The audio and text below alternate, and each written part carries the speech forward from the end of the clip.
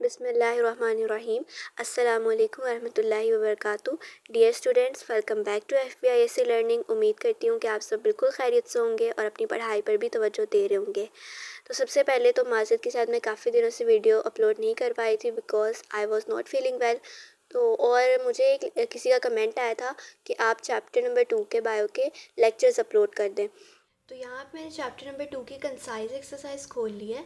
वैसे अगर देखा जाए तो इस बुक में किसी भी चैप्टर में अलग से एक्सरसाइज गिवन नहीं है, इसलिए मैं आपको ये कंसाइज एक्सरसाइज जिसमें सिर्फ MCQs हैं वो वाली एक्सरसाइज सॉल्व करवा देती हूँ। लेकिन जो है इसकी एक्सरसाइज तो गिवन है नहीं, इसलिए मैं वो सॉल्व नहीं कर पाऊँगी आपको।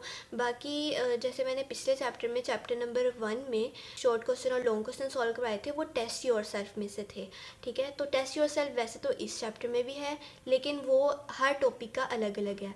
पिछले चैप्टर में मैंने इसलिए आपको वो वाला टेस्ट योर सेल्फ करवाया था क्योंकि उसमें पूरा चैप्टर कवर हो रहा था, इसलिए मैंने वो सारे क्वेश्चंस आपको सॉल्व करवा दिए थे। लेकिन इसमें कोई भी ऐसा टेस्ट योर सेल्फ नहीं है जिसमें कि पूरा चैप्टर कवर हो जाए।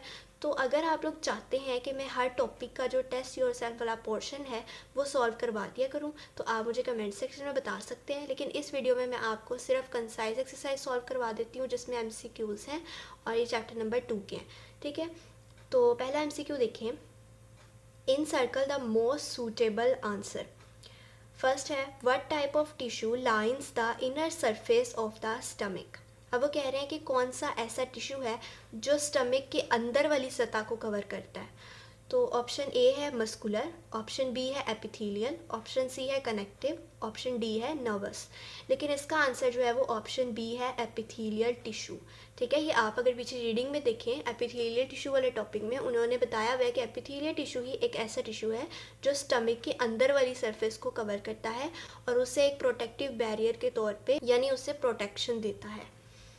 इसके बाद सेकेंड MCQ है, which systems are involve in regulating blood glucose levels. अब इसमें ऑप्शन ए है endocrine system, option B nervous system, option C circulatory system, option D urinary system. देखें इसका आंसर है एंडोक्राइन सिस्टम, क्योंकि सिर्फ यही ऐसा सिस्टम है जो कि ब्लड ग्लूकोज लेवल में हेल्प करता है, उसको मेंटेन रखने में मदद करता है। इसके बाद MCQ नंबर 3 है, what role do flowers play in plants. First option है एब्जॉर्बिंग न्यूट्रेंट्स, सेकेंड ऑप्शन है सपोर्टिंग लीव्स, थर्ड ऑप्शन है फैसिलिटेटिंग रिप्रोडक्शन और फोर्थ ऑप्शन है स्टोरिंग फूड। तो देखिए वैसे तो फ्लावर्स ये सब फंक्शंस परफॉर्म करते हैं, लेकिन अगर देखा जाए तो उन्होंने आपसे एक पूछा है और इसका प्राइमरी फंक्शन यही है कि ये रिप्रोडक्शन में हेल्प करता है, इसलिए थर्ड MCQ का आंसर होगा सी, फैसिलिटेटिंग रिप्रोडक्शन।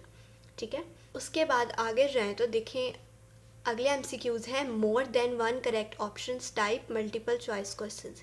यानी कि वो कह रहे हैं कि इन MCQ में से एक से ज़्यादा ऑप्शंस ठीक हो सकते हैं, यानी एक इसका आंसर नहीं होगा, एक से ज़्यादा आंसर्स हो सकते हैं। तो पहला MCQ देखें, which organs are part of the circulatory system. Circulatory system के कौन कौन से पार्ट्स हैं। ठीक है, तो पहला ऑप्शन है लंग्स, दूसरा है हार्ट, तीसरा है ब्लड, चौथा है डायफ्राम। तो डायफ्राम तो बिल्कुल ही इनकरेक्ट है क्योंकि ये हमने अभी तक नहीं पढ़ा अपनी बुक में, तो ये तो बिल्कुल भी इसका आंसर नहीं है। अब बाकी लंग्स जो है वो सर्कुलेटरी सिस्टम का पार्ट नहीं है, तो इसका आंसर होगा ऑप्शन बी हार्ट और ऑप्शन सी ब्लड। ठीक है, उसके बाद MCQ नंबर 2 है, what functions do roots perform. Roots क्या फंक्शन परफॉर्म करते हैं। ऑप्शन ए है एंकर प्लांट, ऑप्शन बी है एब्जॉर्ब वाटर, ऑप्शन सी है स्टोर फूड, ऑप्शन डी है फोटोसिंथेसिस इन सम प्लांट्स। तो इसका आंसर होगा ए, बी और सी। ठीक है, आप पीछे रीडिंग में भी पढ़ सकते हैं, रूट्स वाले टॉपिक में उन्होंने बताया हुआ है कि रूट्स जो हैं वो प्लांट को एंकर यानी पकड़ के रखते हैं, जकड़ के रखते हैं ताकि उसकी शेप मेंटेन रहे और उसको सपोर्ट देते हैं। इसके अलावा रूट्स वाटर भी अब्जॉर्ब करते हैं और स्टोर भी करते हैं फूड को, तो ये तीन ऑप्शंस जो है इसका आंसर होंगे। इसके बाद MCQ नंबर 3 है, विच सिस्टम्स मेंटेन होम्योस्टेटिस। अब फर्स्ट ऑप्शन है नर्वस, सेकंड ऑप्शन है एंडोक्राइन, थर्ड ऑप्शन है डाइजेस्टिव और फोर्थ ऑप्शन है एक्सक्रीटरी। उन्होंने पूछा है कि होम्योस्टेटिस कौन से सिस्टम्स मेंटेन रख सकते हैं। तो सबसे पहले तो होम्योस्टेटिस ऐसा प्रोसेस होता है जिसके ज़रिए से हमारी बॉडी अपना इंटरनल टेम्परेचर मेंटेन करती है। ठीक है, तो देखें, नर्वस सिस्टम और एंडोक्राइन सिस्टम ये दोनों ऐसे सिस्टम है जो होम्योस्टेसिस मेंटेन करते हैं। डाइजेस्टिव सिस्टम तो सिर्फ हमारे फूड को डाइजेस्ट करने में हेल्प करता है, और एक्सक्रीटरी सिस्टम भी सिर्फ एक्सक्रीशन में हेल्प करता है, ये होम्योस्टेसिस मेंटेन नहीं करता। तो फर्स्ट वाले दो जो हैं ऑप्शंस, यही आपके इस एमसीक्यू का आंसर होगा, नर्वस सिस्टम और एंडोक्राइन सिस्टम। ठीक है, तो यहाँ पे हमारा आज का टॉपिक कवर होता है।